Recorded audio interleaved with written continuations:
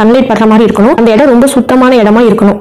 துளசியோட தண்டை கொஞ்சமா வெட்டிட்டு அது தேன்ல டிப் பண்ணி நம்ம நட்டு வச்சாலும் சீக்கிரமா வளரும். அப்படி இல்லாட்டினா இதோட விதையை நம்ம தூவி விட்டாலும் வேகமா வளர்ந்துரும். ஸ்டார்டிங்ல ஒரு சின்ன தொட்டில வச்சு வளங்க. நல்லா வளர்ந்ததுக்கு அப்புறம் இந்த மாதிரி ஒரு சின்ன துளசி மடம் வாங்குங்க. இதோட பிரைஸ் வந்து 480 ரூபாய் வந்துச்சு. வெள்ளிக்கிழமை காலையில 6 மணி போல இந்த துளசி செடி வைக்கிறது ரொம்பவே நல்லது. இப்ப என்னென்ன போட்டிருக்கேன்னா மஞ்சக்கிழங்கு, கல்லுப்பு, ஏலக்காய், 1 ரூபாய் காயின் எல்லாம் நான் அந்த மண்ணில் போட்டிருக்கேன்.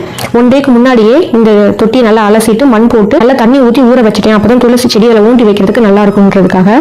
துளசியோட வேர் பகுதியில நான் இப்ப போட்டிருக்க பொருள் எல்லாமே இருக்கிற மாதிரி பாத்துக்கணும். இப்ப நான் சின்ன டப்பால உள்ள துளசியை தான் இப்ப நட்டு வைக்க போறேன். இதுக்குள்ள போட்டுட்டு நல்ல மண்ணை கலரி விட்டுட்டு கொஞ்சம் ஸ்பேஸ் விட்டுட்டு அப்புறம் மண்ணை வந்து ஃபில் பண்ணணும். ஏன்னா துளசி மடம் ஃபுல்லாவே நம்ம மண்ணை நெப்பிட்டோம்னா தண்ணி ஊற்றினா சீக்கிரம் வெளியில வந்துடும். அதனால கொஞ்சம் ஸ்பேஸ் விட்டுறணும் அந்த இடத்துல.